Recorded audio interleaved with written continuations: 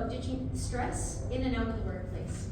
I work in ophthalmology, and that is not a place that I thought I would find myself working in, as eyeballs are actually the grossest part of the body to me. I think they're nasty. And when I took a trauma nursing course, I was like completely fine with all the pictures and everything. And when I saw a picture of an eye with a pencil sticking out of it, I got so queasy I had to put my head down on the desk and I had to take a few moments there to breathe. But here we are, fast forward, I'm working with nasty eyeballs all the time. And how I got to where I am now is part of my story and what I'm going to be sharing with you all today. My goal today is to give you hope if you need it. They're sharing my story to give you practical tools to cope with stress and anxiety, so that you can be the healthiest version of yourself, both at work and at home. Let me tell you a story. I found myself in the middle of the hallway, bent over my med cart in the middle of handing out morning pills. My stomach was clenched tight with abdominal pain, and I couldn't stand up straight for a while. One coworker jokingly asked me if I was pregnant, but I knew that wasn't it. It's what it is now, but it wasn't back then. I was in my bedroom on a relaxing day off when suddenly my chest tightened. I couldn't breathe. I had to lay down and relax. Nausea was just flooding all over me.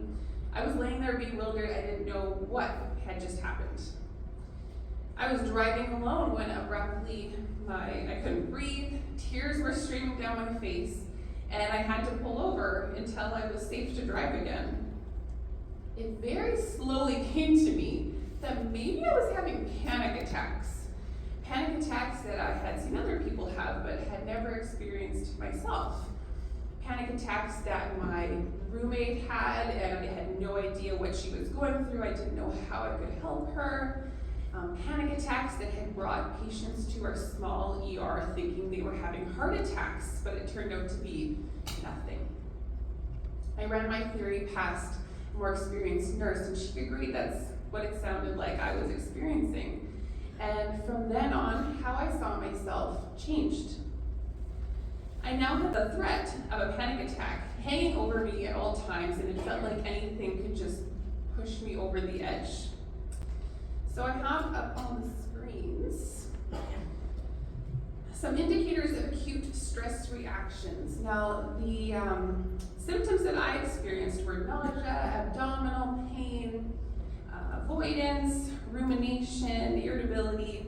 I found myself avoiding crowds, hating to even go grocery shopping. And now maybe looking at this list up here, that you see something that maybe you've experienced yourself. And maybe you've never put it together with the idea that it could be stemming from stress. Maybe your body and your mind are trying to tell you something. Sometimes we don't even realize that we're stressed, and our body has to tell us the only ways that it can. I have 2 reasons to motivate you to take care of yourself.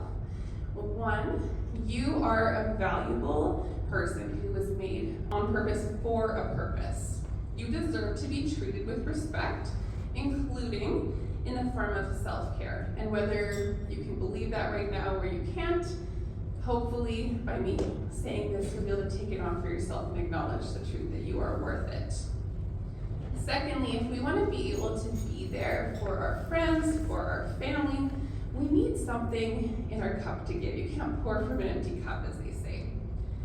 It's not selfish to take care of ourselves, because in doing so, we are better able to give to others and to take care of them. I'm going to be giving you 4 areas, 4 pillars of mental health that I found to be particularly helpful for myself. And we're going to start with breathing. The most important thing I learned about improving my own wellness is to slow down and breathe. It's also the simplest thing to do, something that we can all do. I was going to say that it's the easiest thing to do, but that is definitely not true when you're in the middle of a panic attack and you're fighting for every breath. I often say to my patients who are nervous, they're hyperventilating, okay, we're just going to slow down, take a deep breath in through your nose, out through your mouth, and slow is the key. Breathing the 4x4x4 method helps take the guesswork out of it and guides your breath. So you breathe in for 4 counts through your nose, you hold it for 4 counts, and then you let it out for 4 counts through your mouth. And we're all going to do that together. You normally would literally just do that until you feel your mind and your body relaxing, and we won't go that long today, but you get the idea. And so we're all going to do it together. Try not to blow on your neighbors. That's not socially acceptable. Okay, so we're going to breathe in through your nose. 2, 3, 4. Hold. 2, 3, 4, and let it out. 2, 3, 4. Now you might be thinking, I don't have time to stop and do a whole breathing routine in the middle of my busy workday. People are waiting on me. I need to keep my part of the reprocessing going. Otherwise, everyone's going to be backlogged and everyone's going to be grumpy with me, etc. And that's exactly what I thought, or at least the nursing version of that MDR scenario, when my therapist told me to take breathing breaks throughout the day. They actually told me to take breathing breaks every time I changed activities. You know how often that happens for me. What am I going to do? Just stop in the middle of charting or in the middle of starting an IV and, okay, I need to breathe now, everybody, and sit there with my eyes closed. Like, no, that's going to look weird. My therapist responded with, you always have time for one breath. You always have time for one breath. You just have to make it happen. There's no excuses for it. That kind of took a lot of the pressure off for me when I realized, okay, you know what, I can just throw in a breath here and there, and I'm taking care of myself. Like, it's not too hard. Because deep breathing is so helpful for me, and I have terrible memory and often forget when not prompted, I started setting an alarm on my phone that goes off throughout the day to remind me to take deep breathing breaks. And it's only a vibrate, because then when I'm at work, it's not disruptive, and also the first few notes of the same song over and over again were driving my husband crazy. So at one point I decided I had this breathing routine down. I didn't need those reminders anymore, so I turned the alarms off. At that point I forgot to do my breathing, got noticeably more anxious, so reset those alarms. Breathing, it's simple, not as easy as you would think, but obviously crucial. Our next category we're going to be talking about is therapy. I hinted in my previous story I have a therapist, and I'm going to start off this topic by saying that I think everybody could use some counseling. Even if you're managing pretty well, you're doing well on your own, like we all have these hang-ups that we could use some professional help with. My counselor helped me with past memories and things that I didn't even realize were hanging me up. And if you're struggling, then you will really benefit from having a professional who has this outside perspective to be able to help walk you through what you're going through and find personalized techniques for your healing. I'm frequently encouraging people to get counseling, my patients, my friends, my coworkers, and now all of you. There's so much benefit, obviously, to talking to people that you trust about your life, but there's a part that it can only be filled by a professional. When you're looking for the right counselor or a therapist for you, there's a few things to think about. First, you need to decide what you want help with and how you want to go about doing it.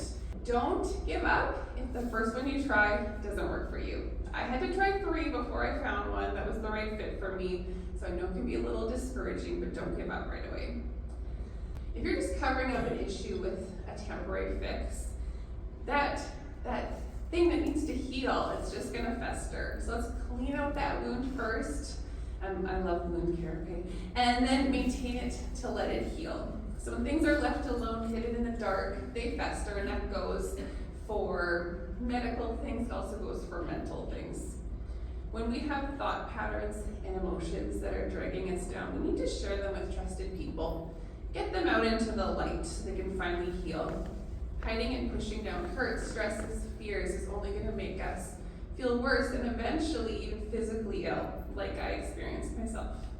Sometimes when we don't talk about these things because we feel ashamed about them, and I just want to let you all know there's no reason to be ashamed when we have struggles or things like that. We all go through it. So if you're waiting for a sign to go to counseling, here it is.